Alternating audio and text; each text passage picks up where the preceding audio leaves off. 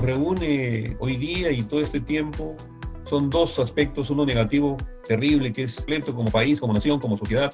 Y en segundo lugar, es que estamos empezando desde ahora la conmemoración del caso nuestro de varios bicentenarios, el caso mío particular. Nosotros este año estamos celebrando el 29 de diciembre el bicentenario de la independencia de Trujillo, que sin cuya concreción la independencia del 28 de julio no se hubiera realizado realmente, eso está probado. Porque lo que hace Trujillo en aquel tiempo fue realmente estratégicamente importante para las fuerzas patriotas, tanto militares como políticas, que determinaron el aceleramiento justamente de la proclamación de la independencia y el traslado inmediato pues desde Huaura hasta Lima del general San Martín y todas sus huestes, ¿no? Entonces, nosotros estamos celebrando este 29, 200 años de la independencia de Trujillo. El próximo año todos vamos a participar del Bicentenario Nacional, al cual también nosotros estamos desarrollando, programando una serie de actividades como las que también tenemos a partir de mañana y hasta el día 29, muchas actividades conjuntas con el gobierno regional y con la Municipalidad Provincial de Trujillo. Entonces, y finalmente nosotros como universidad, de acá a 3 años más, el año 2024, vamos a celebrar 200 años de nuestra creación, de nuestra fundación como universidad, a mano justamente o por encargo, por decisión de Simón Bolívar y José Faustino Sánchez Carrión. 200 años de existencia de la primera universidad republicana del Perú y de América. Ese es el blasón que tenemos como universidad nosotros, no solamente en el norte, sino a nivel nacional. Bueno, ahí está mi nombre completo. No me he puesto el nombre de doctor, ni mucho menos porque lo considero muy secundario. Prefiero que me digan por mi nombre, o en todo caso, señor o don, que lo apreciaría mucho más que me digan doctor. Y siempre este término que hemos venido impulsando hace mucho tiempo con nuestros alumnos, desde que estuvimos en la universidad, y eso he transmitido a mis estudiantes en la universidad, a quienes los preparamos nosotros como futuros profesores en la línea de Historia y Geografía, en los colegios secundarios, ¿no? Con visión muy diferente a la que fuimos formados nosotros, que estaba más basado en memorismo, en cuestiones de descripción, y en cambio ahora se está dando una fuerte tendencia a un aspecto de análisis, de comprensión y de explicación causal de los problemas para la comprensión de estos fenómenos en el pasado y tengamos la posibilidad de aplicarlos en el presente. Entonces siempre hemos dicho que no se puede amar lo que no se conoce. Como los peruanos no conocemos bien nuestro país, es que no lo amamos lo suficiente como para protegerlo y como para incentivar un desarrollo pleno de su identidad. Yo voy a empezar con el acuñamiento de estas frases célebres que he escogido.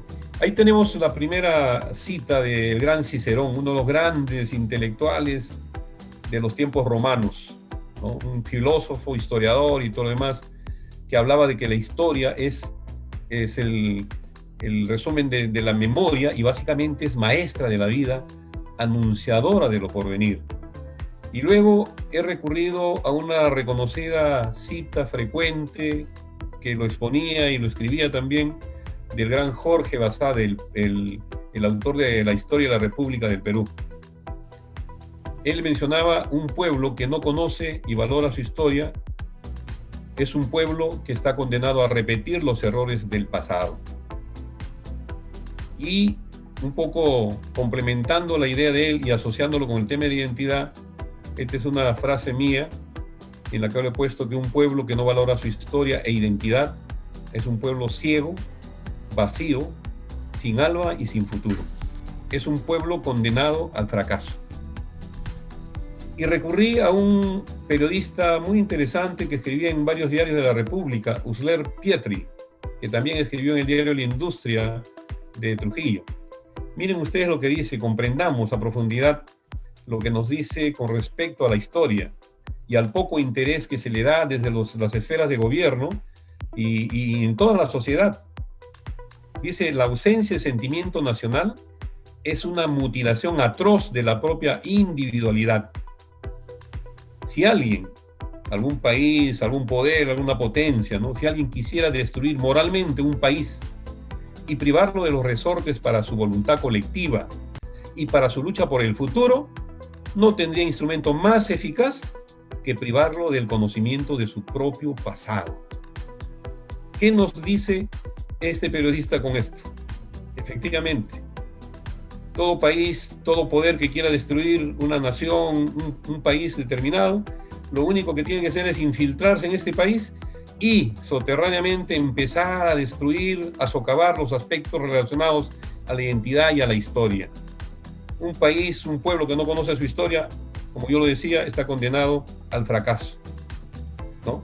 Y entonces cualquier ente extranjero, extraño que quiera apoderarse de una nación, lo que tenía que hacer es infiltrarse en los temas de dominio cultural, educativo, y empezar a distorsionar y a minimizar el interés y la importancia de la historia. Y lamentablemente vemos eso en los últimos años. La historia cada vez está siendo constreñida a espacios más pequeños, más cortos, al igual que la geografía.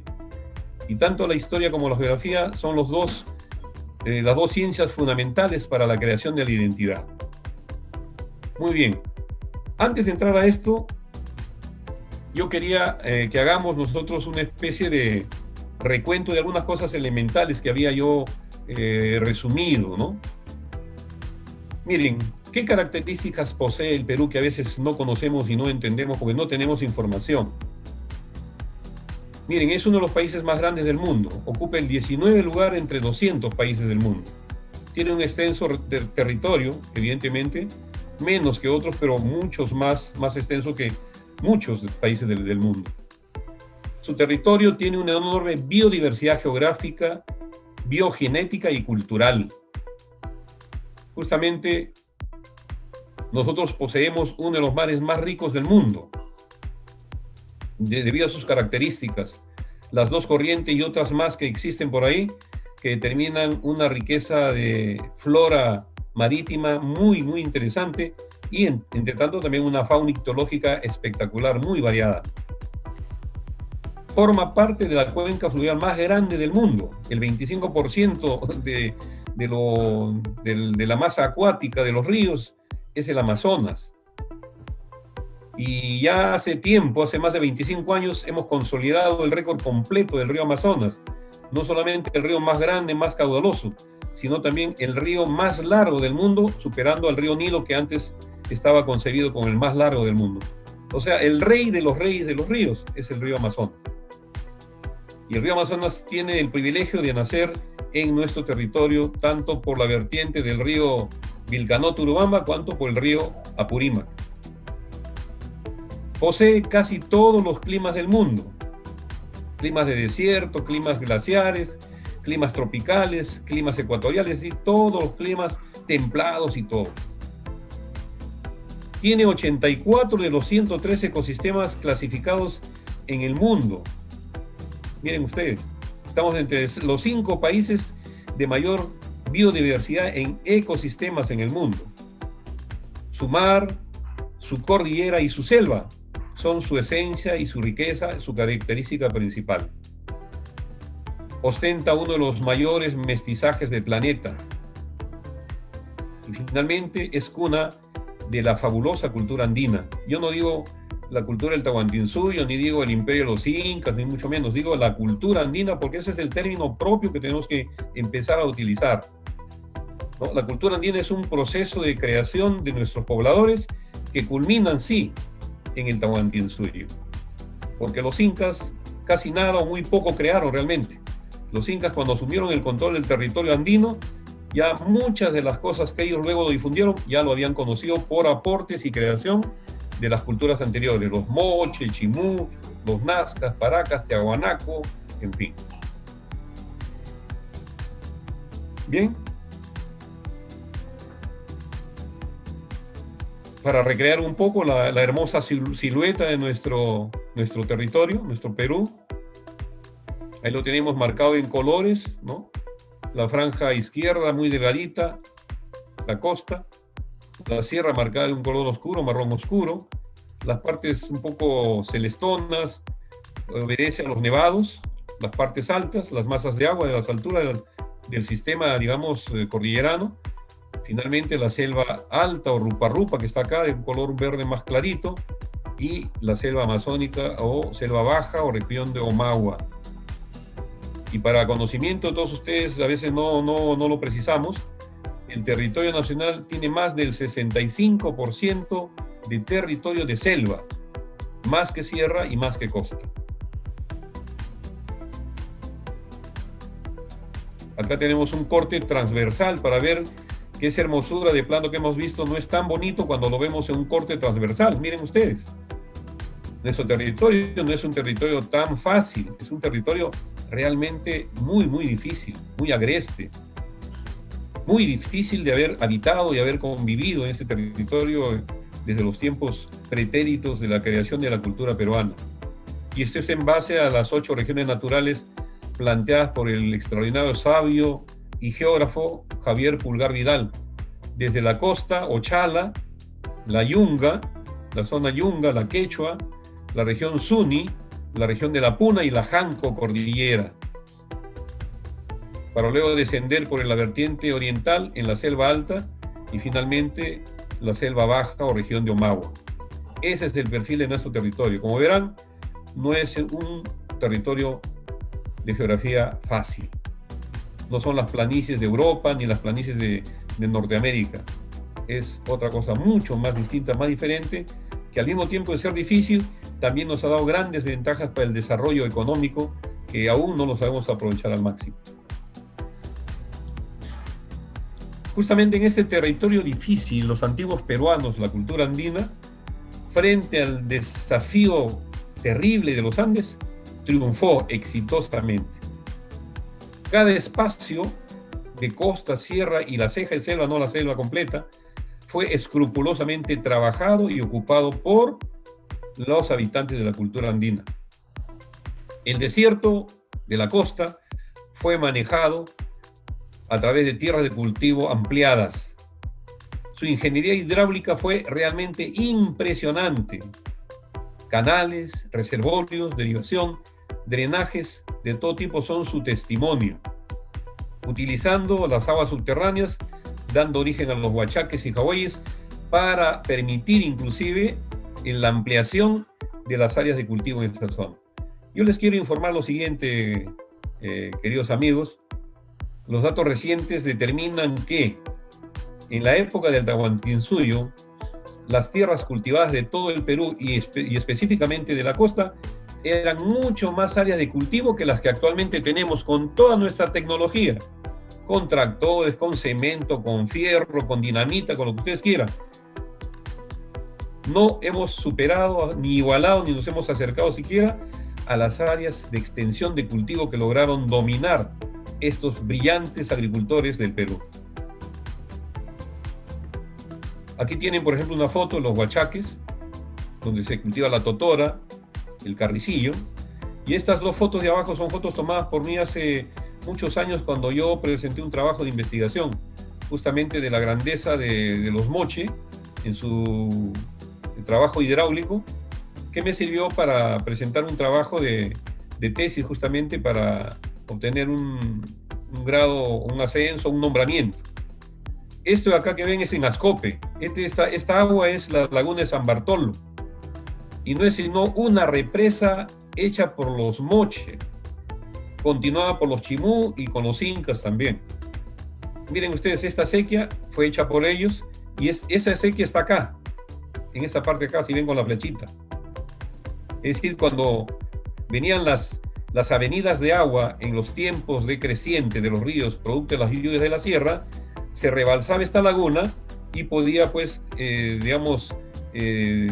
diluir el agua a través de esta acequia. Y al pie justamente de todos estos cerros, esto de acá fue hecho por los moche, levantado, este terraplén, esta muralla de barro, piedra, ¿no? Fue hecho por ellos. Y acá nosotros hemos encontrado, cuando estuvimos investigando hace más o menos 15 años, encontramos algunas partes como de losa, como de cemento en la base de estas acequias para evitar la percolación. ¿Y qué cosa utilizaban? Era un embadurnamiento de los huevos de aves guaneras, que con eso se hace el calicanto justamente. Bien. En las partes altas generaron los andenes, ¿no? Los guaruguaru, que ya vamos a explicar más o menos qué se trata, que ustedes ven las fotos. En terrenos inclinados y empinados hicieron los andenes, que están aquí, andenes que lamentablemente hoy están en desuso, no son objeto simplemente de una mirada turística. Sin embargo, no hemos comprendido hasta ahora qué significan, qué importancia tienen los andenes para la agricultura, para el manejo del agua y para la captación del agua también que hay en la sierra. Y permitimos que todo esto se desborde y se pierda al bajar por la costa y desembocar en el mar.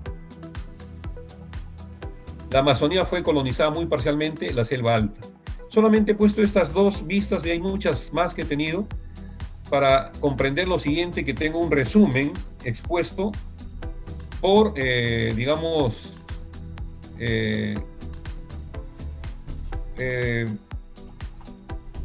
estudiosos, investigadores de la cultura andina.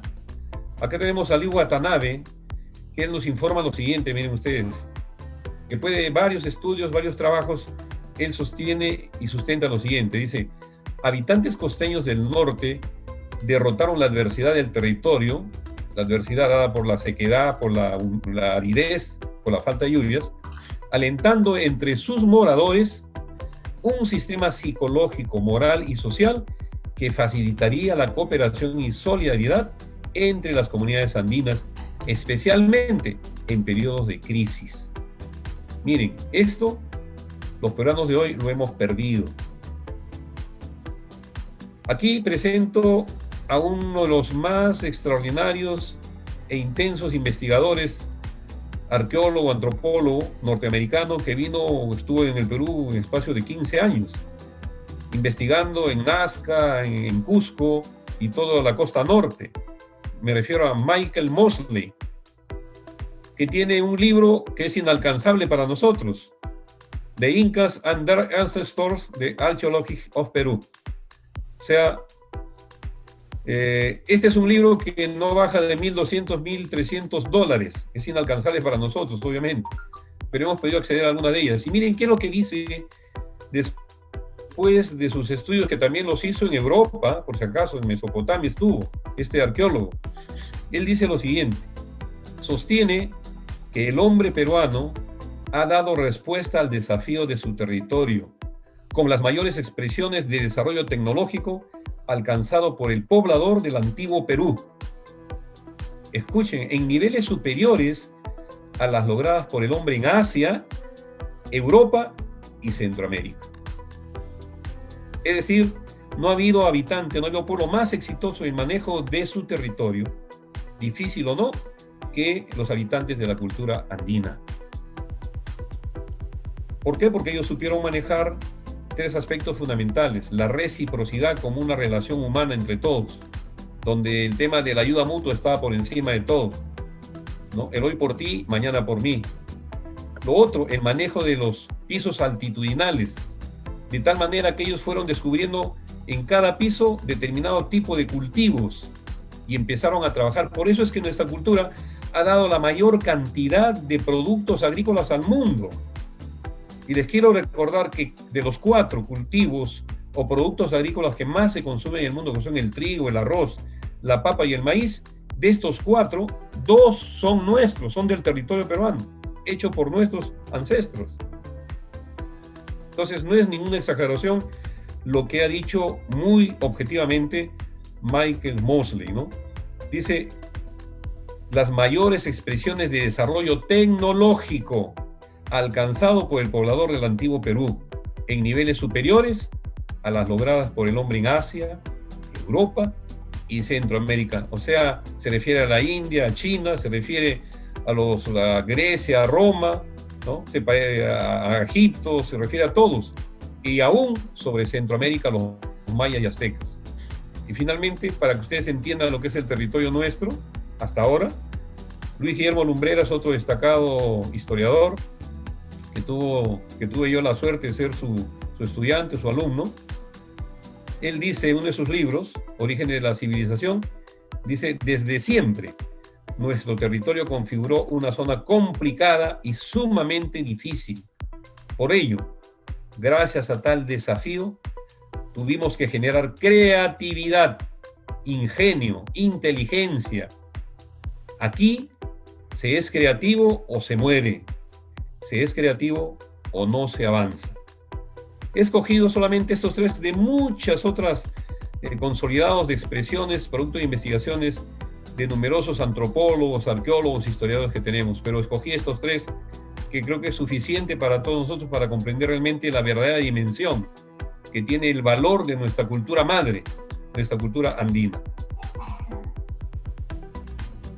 La conquista,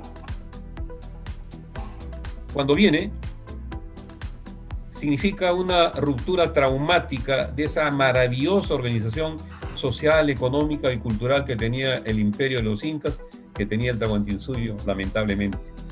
El siglo XVI, años de 1532 para adelante, se produce en el mundo la europeización, es decir, los europeos se apoderan del mundo, tanto hacia el este como al oeste. Hacia el este, las tierras de Japón, China, la India, y hacia el oeste, las tierras de América. Y por eso que a América llegaron los portugueses en la zona de Brasil y los españoles a la parte nuestra y la parte de Centroamérica también. Y fue entonces el proceso de españolización de América, la primera globalización que va a sufrir nuestro territorio, nuestro continente. Porque antes de ello hubieron otras globalizaciones, como el caso de las cruzadas, por ejemplo. Pero en el caso nuestro fue la primera globalización en las conquistas que se dieron en el siglo XVI con Colón, con Cortés, con Francisco Pizarro. ¿Qué produjo? Produjo un choque cultural de dos mundos, totalmente diferentes en todo sentido. Y al final se determinó por la culturación y la transculturación un tema de una cultura dominante, impositiva, vertical, que fue la española occidental, y una cultura dominada que con todas sus potencialidades, sus riquezas, fue avasallada, pues pisoteada y explotada de la manera más inmisericordia. Esa es la realidad de la conquista española. La reestructuración traumática de las sociedades andinas fue una reestructuración, se tuvo que reacomodar los grupos andinos. Total condicionamiento y sometimiento al poder colonial hispano, generándose el desarrollo del colonialismo al externo, en la relación externa, y al interno, la imposición de un sistema de servidumbre de formas feudales. Es decir, el feudalismo europeo se trasladó hacia América y al Perú. Por lo tanto, la economía agraria colapsó. Toda la gran producción, y por eso que estamos registrando una cantidad muy apreciable de plantas y cultivos que han desaparecido. Recientemente se están rescatando algunos, como el caso de la maca, por ejemplo, que no se conocía. Esa fruta maravillosa que es la pitahaya, el sauco, la kiwicha, que también ha reaparecido por ahí, el chocho o tarwi, pero otras tantas han desaparecido realmente. Entonces, prácticamente la economía agraria en este lapso colapsó por completo. ¿Por qué? Porque sus fuerzas productivas, porque el trabajo humano agrícola y ganadero que también tenían, se destinó brutalmente, de manera impositiva, hacia la minería. ¿Por qué? Porque Europa vivía en ese tiempo la primera etapa del capitalismo, es decir, el mercantilismo, y el mercantilismo estaba asignado en la riqueza de las naciones en base a la acumulación de oro y de plata. Entonces, la minería se convierte en la primera y más importante y casi única actividad en este mundo impuesto por los españoles. Y ciertos cultivos, evidentemente, ¿no? Especialmente en la costa, el monocultivo en las encomiendas, que fueron las futuras haciendas. El caso del trigo, que se impuso para desplazar el maíz, el algodón, y otros productos más, y más adelante la caña de azúcar también. Entonces se impusieron relaciones feudales de servidumbre y de esclavitud al mismo tiempo, con el traslado desde África de los esclavos negros. Y lo que se impuso fue la famosa mita minera y obrajera. La mita minera era la obligación de los jóvenes mayores de 18 años para adelante, eran obligados a trabajar en las minas. o en los obrajes según su habilidad. Los obrajes eran los centros de hilado de tejido. Y entonces resulta de esta conquista, el mosaico cultural se complejiza completamente. Se produce un mestizaje intenso y da origen al racismo. Es decir, los blancos empiezan a ver con una situación de desprecio, de menoscabo a los habitantes de estas áreas, inclusive con opiniones muy versadas de gente avanzada que consideraban que los habitantes de aquel tiempo en estos espacios eran igual que animales o peor que animales y debían ser tratados como tal. Esa fue la concepción que trajeron los españoles, lamentablemente, pese a tener una religión tan hermosa, tan llena de amor como es el cristianismo, que la trajeron aquí. Se crearon entonces, miren, nuevas formas de manifestaciones de creencia, manifestaciones religiosas, giros idiomáticos, etc. La vestimenta con trajes amestizados, la danza y la música se enriquecen, y la nueva culinaria con ingredientes nuevos también se va enriqueciendo enormemente. Y se produce un mestizaje cultural y el sincretismo, es decir, la imposición del pensamiento, la religión cristiana, católica, sobre las creencias antiguas nativas, pero que ellos lo aceptan sin renunciar a sus creencias tradicionales. Eso se llama sincretismo, es decir, acepto el Cristo que nos viene de fuera, pero no dejo de adorar a mis apus, a mis auques, que también le rinde culto, como a la tierra también. Eso se llama sincretismo religioso, que no dejaron de practicarlo nunca los antiguos indígenas de nuestro territorio. Y ahí ustedes pueden ver, como una expresión de ello, las maravillas que nos dejó justamente la presencia hispana en el tema de los templos, estos altares maravillosos de pan de oro, ¿no? Y algunas danzas, sobre todo aquella que representa lo más grande y grandioso de las danzas, que es la marinera, y otras danzas más también. Bueno, eso fue lo que nos trajeron los españoles, obviamente, y eso es lo que se produjo. Los españoles nos trajeron cosas buenas, no podemos renunciar a ellos. Nos trajeron un idioma muy bonito, muy interesante, muy amplio, que es el castellano, el español. Nos trajeron una religión que simbolizaba el amor, simbolizaba el respeto al prójimo, ¿no? Y justamente también el tratar de considerar a todas las personas, a todos los seres como personas. Entonces, sin embargo, fue distorsionado esto por algunas congregaciones religiosas que también se acomodaron al tema, digamos, de los intereses económicos, ¿no? De tal manera que algunas congregaciones, hay que decirlo, se hicieron propietarios de extensiones de tierras cada vez más grandes que por diferentes razones eran entregadas a la iglesia o se apropiaban. Y entonces se convirtió así en un poder político la iglesia de aquellos tiempos, ¿no? Bien.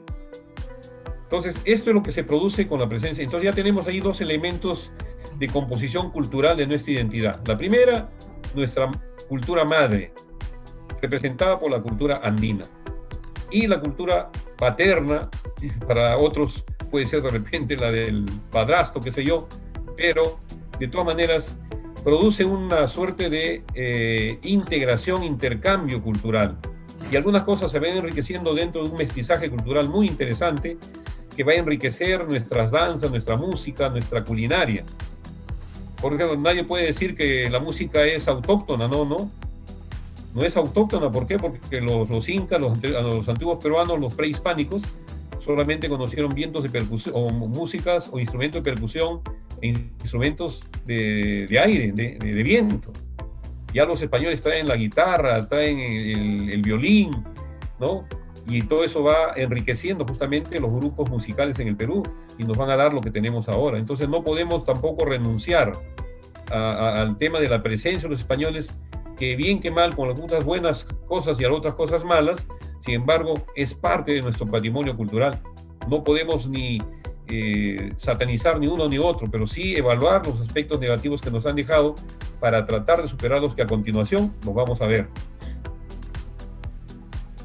Bien. Miren, nosotros somos, la gran mayoría de peruanos ya se han hecho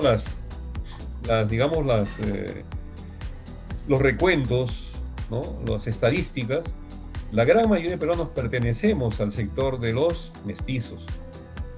Entonces, acá hay un tema que tenemos que aceptarlo, aunque nos duela, pero esto fue lo que se creó durante la presencia hispana, ¿no? Por funcionarios y por la actitud, pues, de la presencia de los conquistadores.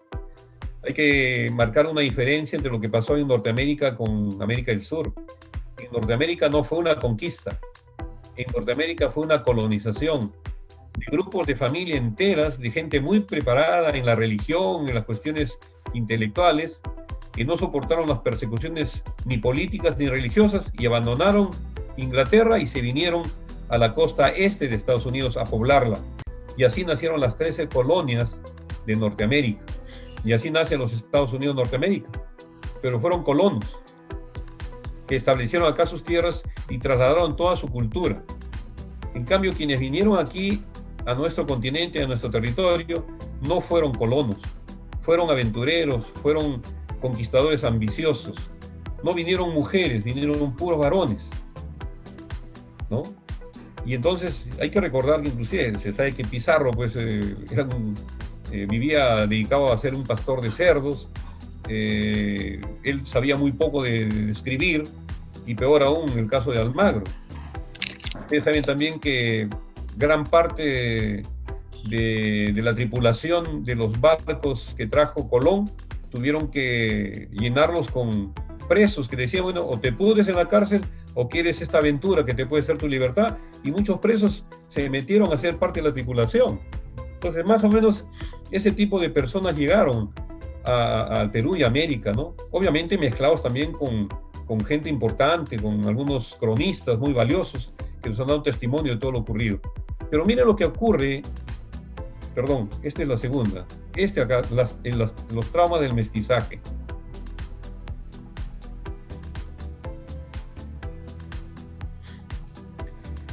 Dice, esto lo he sacado de un trabajo de tesis doctoral que hice, ¿no? Cuando yo adopté esta tesis, pensé que la cosa iba a ser muy suave, muy bonita, ¿no? Me imaginé el tema cultural, el tema de la comida, las costumbres, las fiestas, las danzas. Entonces todo eso era la identidad y por lo tanto iba a ser muy, muy, muy bonita mi tesis. Pero cuando empiezo a ver el tema social y de esto, la verdad que sí fue sintiendo bastante, digamos, conmoción emocional, intelectual, cuando me entero de todos estos temas, que esta es una breve síntesis que le voy a hacer. Los mestizos en la colonia, según un estudio de Roldán, recibieron un inmenso golpe de agravio, cuyas nefastas consecuencias moldearon la parte negativa de la población mayoritaria del Perú de ahora. Y el texto dice, ¿no? Cuando el occidental tenía deseos de saciar su apetito sexual, explica el sociólogo, recurrirán a las indias, las toman a la fuerza y sencillamente las violan. No uno solamente, sino varios, muchos quizás. Muchas nativas quedaron embarazadas como producto de esta violación. Ellas no sabían de quién era ese fruto amargo. Uno, porque eran varios los saciados, y dos, porque no sabían ni cómo se llamaban estos. Esta mujer transmitía su trauma al feto, su frustración, su encono, su rabia, y cuando el infante nace y crece, hacía la pregunta de siempre, lógica y normal: ¿quién es mi padre? Y la madre no sabía qué contestar. El resultado de esta violación histórico-social es el mestizo. Somos nosotros, un hijo de muchos padres, en el fondo, un hijo sin padre. Este hijo nacerá, crecerá, vivirá y transmitirá su condición, su angustia, su frustración, su mal, su trauma. Este es uno de los más grandes problemas históricos, sociales y culturales que soporta nuestra maltrecha sociedad.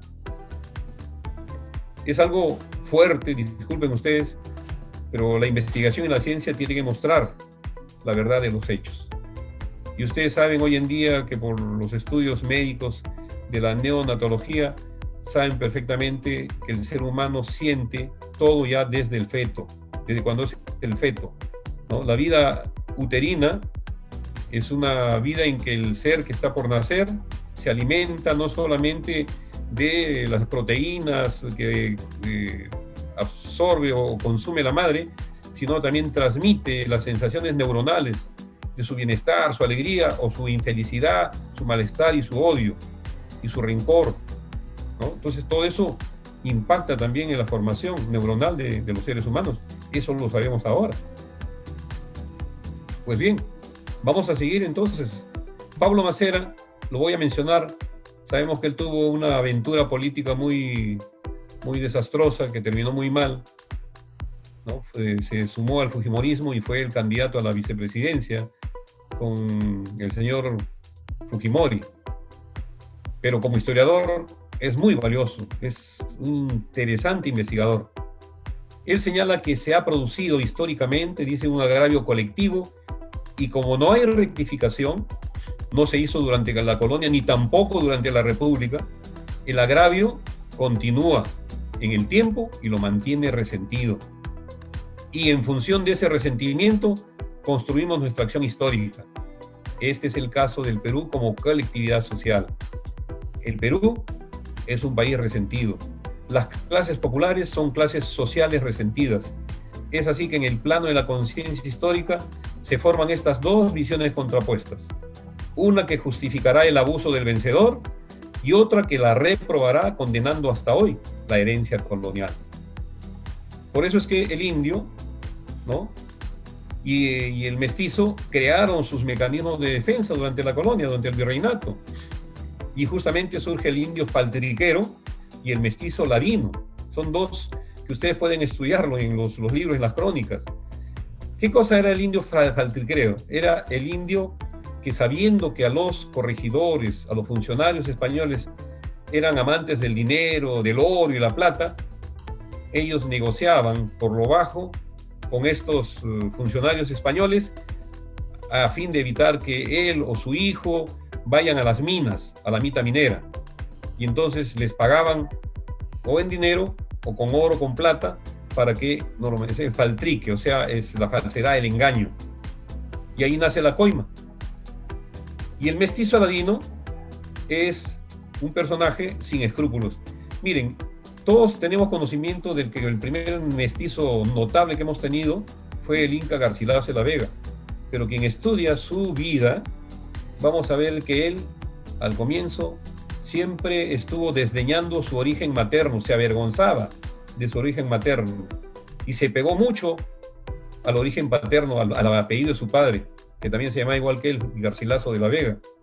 Tanto así que se fue con él hasta España y hasta peleó en las guerras por el ejército español, pero jamás fue visto bien porque era mestizo, era de tez oscura y sabían de su origen. Y el racismo hispano jamás lo perdonó y siempre lo mantuvieron desdeñado. Fue en esa circunstancia que al regresar al Perú, él recién vuelve sus ojos a su línea materna. Y ahí es donde nace justamente ese libro que nos ha servido a nosotros de identidad, el famoso Los Comentarios Reales. Entonces, mire, si esto ocurrió con un hijo de una indígena de sangre noble, ¿se imaginan ustedes los hijos mestizos de las indias comunes y corrientes? Muchos de ellos fueron confundidos con los indios y eran enviados a las minas. Entonces, ven ustedes el tema que se presenta. Por eso que desde entonces el mestizo se vuelve ladino, ¿no? Siempre tramposo, engañador, ¿no? Sin escrúpulos, como un mecanismo de defensa frente al desdén, al rechazo y al maltrato que sufría justamente durante el proceso colonial. Yo he tenido la suerte de leer y estudiar a François Bourricot. Él estudió casi separadamente en un espacio de 10 a 12 años. Estuve investigando en la parte sur. Y él estudió al indio, estudió al mestizo y estudió al misti, o sea, al blanco, al criollo blanco, en su idiosincrasia, en su estereotipo. Y más o menos, de resumen, él define o caracteriza así, ¿no? Dice, según un estereotipo común, el mestizo o cholo no tiene buena reputación.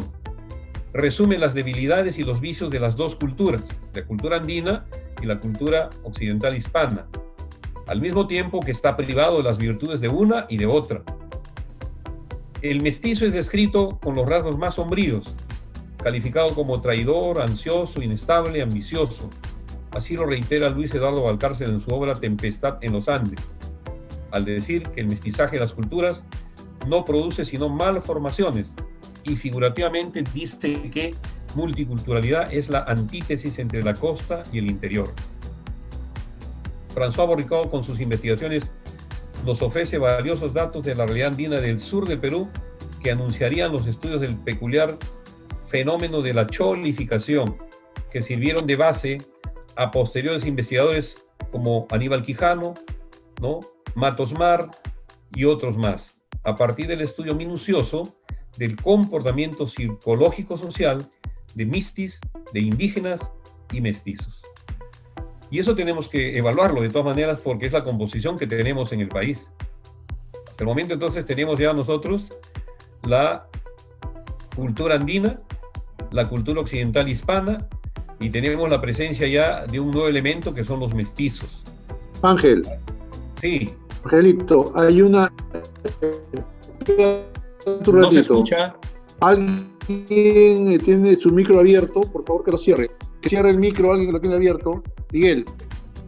Miguel, chequea, por favor. Todos están apagados, Manuel. ¿Hay alguien quien...? Todos están apagados acá. ¿Me está escuchando mal? No, está bien, siga, doctor. Ya, muy bien. Bueno, vamos a continuar. Ya en el siglo el siglo XX, con el tema, pues, desde 1940, 1950, empieza la eclosión migratoria en el Perú, ¿no? Decenas, centenares de personas, de familias, dejan sus áreas de cultivo en la sierra, en la selva, y empiezan a copar Lima, y empiezan a ocupar las ciudades importantes, más grandes de la costa. Y ahí nacen, pues, algunas canciones muy identificatorias, como es el caso, por ejemplo, de la canción El Provinciano, ese hermoso vals, ¿no? Las locas ilusiones me sacaron de mi pueblo. Es toda una poesía hecha canción que describe, ¿no?, la aventura del hijo que, buscando un horizonte mejor, abandona su patria chica y se va a Lima a conquistar la capital, ¿no? Hay una incapacidad para autodirigirnos. Alguien tiene que ayudarnos en algo. Siempre estamos dependiendo que el Estado hace por nosotros, pero nosotros no estamos preguntando qué hacemos nosotros por el pueblo o por los demás.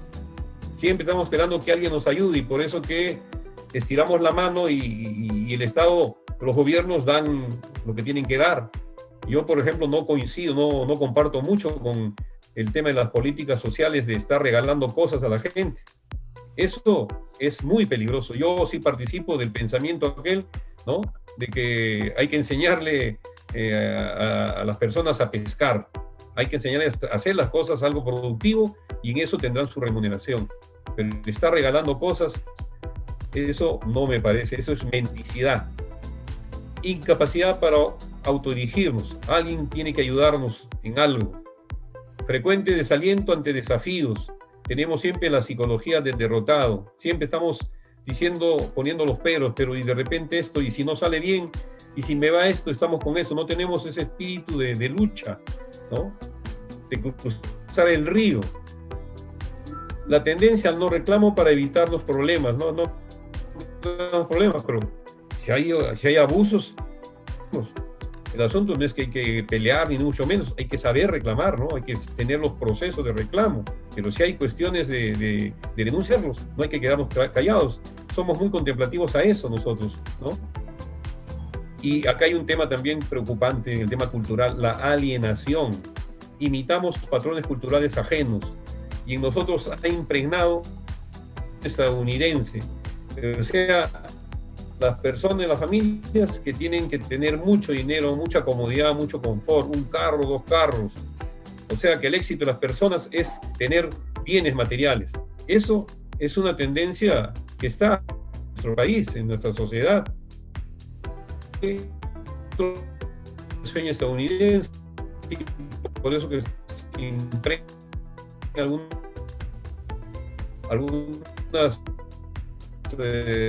algunos paradigmas de consumo, ¿no?, de uso también de otra cosa, también de consumo de productos que vienen de allá, los productos chatarra, por ejemplo, en la comida.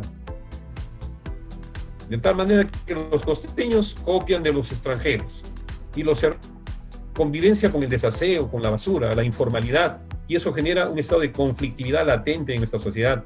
Los medios de comunicación, yo lo califico de una televisión perversa, una de las peores televisiones que tenemos en América Latina es la peruana. Y la transmisión es todo de crímenes, todo de las cosas malas, negativas, y cosas buenas como estas iniciativas suyas, como las que hacen las universidades, los investigadores, los científicos, eso no lo difunden, no, pero se difunde sí la muerte, la sangre. O sea, se está prácticamente induciendo a la aceptación de la violencia en nuestra mente, y eso es peligroso. Tenemos además una tendencia, una cultura masificada y homogeneizadora, una visión ideológica capitalista donde se fomenta mucho el individualismo, el egoísmo, el yo por encima de nosotros, el consumismo y el hedonismo desenfrenado están latentes en nuestra sociedad, en muchos sectores de nuestra juventud. Y finalmente, porque no estudiamos, no conocemos la historia, hemos perdido la práctica de los valores comunitarios y solidarios de nuestros ancestros. Acá no hay que admirarse de Machu Picchu, de Sacsayhuamán, qué hermoso, qué bonito, mire cómo han hecho. La pregunta que hay que hacerse es cómo se hicieron estos grandes monumentos, qué sistemas de trabajo utilizaron, cómo se avanzó tanto en el manejo de la agricultura, la ganadería, que fue óptima en la sociedad andina. Y la respuesta es una sola: por el espíritu colectivo, el espíritu de la ayuda mutua, la reciprocidad, por el tema de la concepción colectiva, comunitaria del trabajo. Y eso es lo que nos falta a nosotros. Entonces, miren, mucho se habla ahora en los días actuales del tema de la ciudadanía. Y eso está muy venida menos en nuestro país. Yo, en más de una oportunidad, en muchas conferencias, en temas similares de ciudadanía, ética, etc., siempre he dicho que el Perú, lamentablemente, hay que admitirlo, nos hemos vuelto, o somos un país de habitantes, somos un país de pobladores, pero no somos un país de ciudadanos. Lamentablemente tenemos que admitir eso. Entonces, frente a ello, la educación es importante, ya lo hemos demostrado, lo hemos visto, y la tarea docente es clave. Yo tengo que, digamos, quejarme del sistema educativo peruano porque nunca se ha preferenciado realmente con seriedad en la formación de los profesores.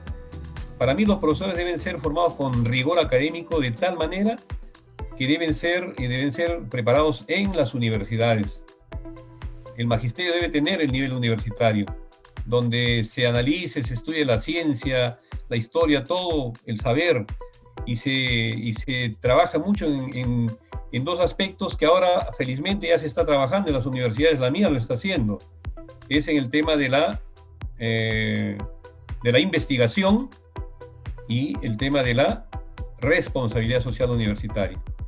De tal manera que inclusive nosotros ya ahora estamos haciendo trabajos de investigación y proyección social al mismo tiempo, o sea, investigación-acción. Entonces el docente tiene que estar bien preparado, tiene que ser bien formado en todo su ámbito, en su formación integral. Yo por eso comentaba al comenzar la clase la añoranza que tengo de mi formación universitaria docente en la Universidad Nacional de Educación Enrique Guzmán Valle La Cantuta. Y no me dejará mentir mi colega Chaimanta, que está en la conferencia, en los sistemas educativos de esa universidad, en ese entonces, gracias a Peñalosa, Walter Peñalosa, todos no solamente teníamos que aprender los cursos, sino que también teníamos dos rubros importantes con bastante fuerza y obligatoriedad, que era el rubro de la educación física y el otro rubro era la educación artística. Entonces, desde el primer ciclo hasta el último, del primer año hasta el último año de formación, nosotros hemos llevado cursos de educación física, todos los deportes, atletismo, carrera, salto alto, salto largo, hasta natación. Y no eran cursos, digamos, electivos, eran cursos obligatorios y con nota. Y en el aspecto artístico, todos nosotros teníamos que hacer en un semestre un arte. Empezábamos, por decir, con dibujo, después pintura, escultura, música, danzas, coro, apreciación musical, apreciación cinematográfica, y todo también con evaluación. Entonces, por eso que la formación integral que preconizaba Walter Peñalosa se cumplió en nuestra formación. Ahí me agradaría realmente que todos los docentes futuros se formen así, de esa manera. Y hoy en día la educación más exitosa es aquella que no solamente se atosiga al estudiante de pura teoría, puro cursos, no. Miren, la educación en Finlandia, la educación en Alemania, por algo más cercano. Hay un tercio que es conocimientos, matemática, lenguaje o castellano, historia, geografía, ciencias naturales, perfecto. Otro tercio, actividades físicas, deportivas. Y otro tercio, actividades artísticas, igual que en Finlandia. Y miren cómo se forman esos niños. Entonces la educación tiene que encontrar un derrotero tal que signifique que la tarea docente, que es clave, tenga óptimo rendimiento en los estudiantes de inicial, de primaria, secundaria y por supuesto a nivel de la universidad, ¿no? Por eso que ahí en esta tarea deben tomarse problemas sociales, económicos, políticos y culturales de realidad local, regional, nacional e internacional. Yo me alegro, por ejemplo, que en mi universidad, hablando de identidad, ya desde el año pasado, en estudios generales, hay 2 cursos que se han incluido en el programa de formación. Un curso se llama Sociedad, Cultura y Ecología, y el otro curso se llama Identidad Cultural, Regional, Nacional e Internacional. Y los resultados que están teniendo los estudiantes que luego llevan estos cursos es interesante. Empiezan a tener más sensibilidad, más afecto, más identidad con la temática local, regional, con los problemas inclusive. Y nuestros alumnos tienen mucha inclinación además por las actividades de provisión social. Se vienen haciendo muy buenos trabajos. Entonces la investigación, la reflexión, la crítica debe impulsar habilidades sociales y capacidad asertiva entre unos y otros. La formación integral como ciudadanos de su nación y del mundo. Eso significa que al ser ciudadanos nosotros tenemos no solamente que exigir el cumplimiento de nuestros derechos, derechos, sino también cumplir con nuestros deberes. Y muchas veces gustamos de disfrutar de los derechos, pero no nos agrada mucho cumplir los deberes y las obligaciones. Entonces, en la medida que tú exiges derechos, también tienes que cumplir con tus obligaciones. Y eso significa el punto de partida del ciudadano. Bien. Impulsar valores de convivencia democrática, este es otro tema central. Un país como el nuestro necesita esto. Hasta ahora, miren, la creación de la República desde el año 1822-23, con la primera constitución política, hasta ahora el sueño, el ideario, ¿no? Las propuestas políticas, ideológicas que planteó Sánchez Carrión no se están cumpliendo. Miren lo que pasa con el Ejecutivo, el Legislativo, el Poder Judicial. O sea, hay una suerte de descoordinación y además confrontación permanente entre estos, ¿no? Todavía sigue existiendo aquella tesis que el primer poder del Perú es el Poder Legislativo, es el Congreso. Pues hay muchas cosas que corregir y también la democracia en ese sentido tiene que darle un salto cualitativo importante de ser una democracia representativa únicamente presidencialista, tiene que convertirse en una democracia más participativa en la cual la población tenga mayor participación en las decisiones del gobierno local, regional y también nacional. Y en ese sentido también significa pues que tengamos la existencia de partidos políticos, verdaderos partidos políticos que no los tenemos. El último partido que más o menos existía, el Partido Aprista, ya dejó de serlo. Ya no es un partido político, realmente lo fue en la época de su líder máximo, ¿no? Porque tenían vida orgánica, tenían principios, doctrina, pero eso en los últimos tiempos se ha perdido, lamentablemente. Y algo importante y fundamental, la búsqueda permanente del bien común. Esa es la ética. Yo creo que no solamente las funciones de gobierno, sino todas las actividades profesionales, ocupacionales, todas, absolutamente todas, deben tener ética. Inclusive hasta la vendedora que nos vende los buñuelos o los picarones, la papa rellena en las esquinas, ¿no? Debe ser consciente de tener ética, de preparar un buen producto, hacerlo bien, y que el aceite que ella utiliza, que esta persona utiliza, lo utilice prudentemente, pues un solo día un poco de aceite, al día siguiente aceite nuevo, renovar el aceite. Pero eso no lo hacen nuestras vivanderas, ¿no? Las vivanderas tienen el aceite que lo utilizan el día lunes y hasta el día viernes el mismo aceite lo están utilizando, generando problemas de salud muy graves para la población. Y eso tenemos, o sea, no hay ética en la fabricación de productos. La ética es la búsqueda permanente del bien común, hay que entenderlo. Y el día que pensemos así, seremos exitosos políticos, exitosos profesionales, exitosos empresarios, exitosos comerciantes también. Yo les pido, por favor, estudien, lean ejemplos de ética y van a ver que la ética es lo que nos va a salvar como eje central de la identidad, nos va a salvar a este país del desgobierno, del caos y de la anarquía que podría venir en cualquier momento y estuvo a punto de serlo. Y eso tiene que estar también basado en 3 aspectos fundamentales que ya he hablado, ¿no? La tolerancia, tolerar al otro que no piensa como yo igual, el descubrimiento del otro, otra persona de otra cultura, procedencia de aquí y allá, no tener que hacer con ellos ninguna escarnio ni burla, respetarlo tal como es. Y la integración, lógicamente. Enfrentar y erradicar algo terrible, la discriminación de cualquier tipo, no solamente racial, sino de otras formas también. El racismo, la exclusión, la desigualdad y la violencia en todos los ámbitos. Nosotros podemos generar, implorar la paz, está muy bien, pero la paz va a ser siempre el resultado de políticas de equidad, de igualdad y de justicia y de libertad. Cuando se practica estos 4 elementos fundamentales de la vida humana del ciudadano, la paz va a venir por añadidura. No podemos aplicar la paz por la paz. La paz en desigualdad, en abuso, no. La paz es resultado de esos aspectos que he mencionado, ¿no? Equidad, igualdad, respeto, libertad. Estas formas negativas son reproducidas seductoramente y sin censura por los medios de comunicación. Entonces, lo que tiene que primar, por eso acá al final ponía, ¿no? Hay que desarrollar y practicar la justicia, la libertad, la equidad, la solidaridad y el bien común por encima de todo. El resultado de esas prácticas va a dar como final feliz esta palabra que lo he puesto en un poquito más grande, paz, la paz social.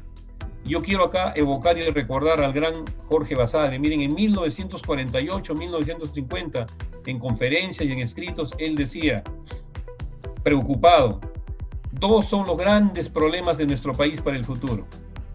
El primero, el abismo social. La brecha social entre ricos y pobres. Y segundo, el empirismo de las políticas de gobierno. Felizmente el segundo ya hemos avanzado. Después de la caída del fujimorismo, el año 2001, 2002, cuando se instaló la Mesa de Concertación Nacional, empezó el Perú a cambiar ya en este tema. Ya empezó ya los temas de planificación. Empezó los temas de imponer proyectos de Estado en vez de proyectos de gobierno. El Perú ya no necesita que cada gobierno que llegue haga sus propias políticas, no. El país, con todos sus componentes, debe establecer un plan de desarrollo, un plan concertado como se hizo antes, cuáles son las líneas matrices de trabajo, de orientación. Y todos los gobiernos que lleguen tienen que cumplir eso. Y así se creó, por ejemplo, el tema de la CBR, la Comisión de Verdad y Reconciliación Nacional, para reivindicar y acercar más a los peruanos de toda esa terrible masacre interna que tuvo nuestro país, nuestra sociedad, donde las mayores víctimas fueron nuestros habitantes quechua hablantes de las poblaciones andinas. Más del 70% de muertos y agredidos y desaparecidos quechua hablantes. Es decir, la población más indefensa, la que más necesitaba de nuestro Estado. Fue la más masacrada, la más golpeada. Y el otro, tener políticas de educación para tal gobierno, el otro gobierno que cambiaba. Hemos estado jugando con la educación muchos años, hasta que por fin se concibió la Comisión de Educación, ¿no? Y se creó el Proyecto Educativo Nacional, el famoso PEN, con misión hasta el año 2021, que lógicamente cuando se haga la evaluación va a haber un incumplimiento casi total, muy poco se ha avanzado. Y ahí hay una tarea también importante los peruanos. Ahora tenemos muchos documentos bien avanzados, bien desarrollados, bien elaborados, bien estructurados, bien escritos, pero viene acá el problema mayor. Como dice el dicho común y corriente, del dicho al hecho hay mucho trecho. Nos falta llevar a la práctica todas estas ponencias, todas estas teorizaciones que hemos venido haciendo. Y eso va a determinar tener pues actitudes de decisión, de sacrificio y tener lo que estoy predicando. Mucha identidad con el país, mucha identidad con nuestra población. Si no lo hacemos, nada de esto va a ser posible.